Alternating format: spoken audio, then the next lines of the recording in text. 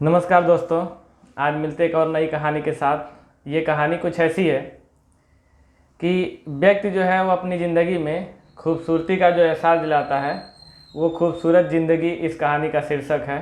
और ये कहानी जो है कुछ ऐसी है कि एक बार एक ऑटो वाला व्यक्ति अपने एक सवारी के साथ रेलवे स्टेशन जा रहा था। कुछ दूर गया था, तभी अचानक उसको एक व्यक्ति गली से निकला और जाके टकराते टकराते बच गया। इस पर ऑटो वाले ने उस कार वाले से माफ़ी मांगी और माफ़ी मांगने के बाद जब ये माफ़ी मांग ही रहा था तब तक कार वाला उसको बहुत बुरा भला कहा। बुरा भला कहने के बाद कार वाले से वो चला गया। जो उस ऑटो में व्यक्ति बैठा था, उस ऑटो वाले से पूछा, एक बात बताओ कि गलती भी कार वाले की थी, फिर भी तुम माफ़ी मांगे, वो बुरा भला कहता रहा, फिर भी उसका कुछ जवाब नहीं दिए, ये मुझे अच्छा नहीं लगा। तो उस ऑटो वाले ने कहा कि देखिए सर, कुछ लोग ऐसे होते हैं जो नकारात्मक विचार वाले होते हैं और कुछ लोग होते हैं जो सकारात्मक विचार वाले होते हैं।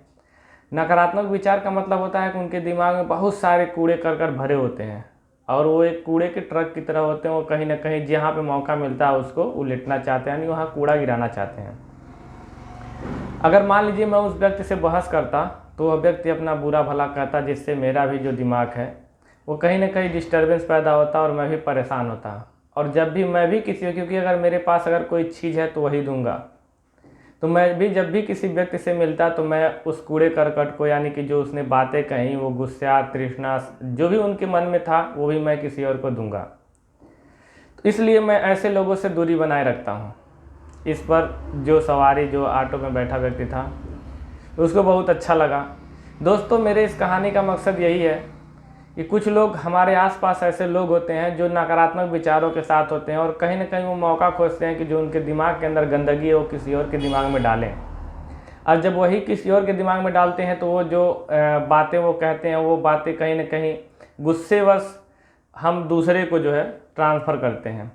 तो उस आटे वाले ने कहा कि ज़िंदगी की खूबसूरती यही है कि हमारे पास अगर अच्छी चीज़ें हैं तो अच्छी चीज़ें दें, नहीं है तो किसी को न दें। किसी की बुरी चीज़ें अगर हमको मिलने वाली है तो वहाँ से हम दूरी बना लें।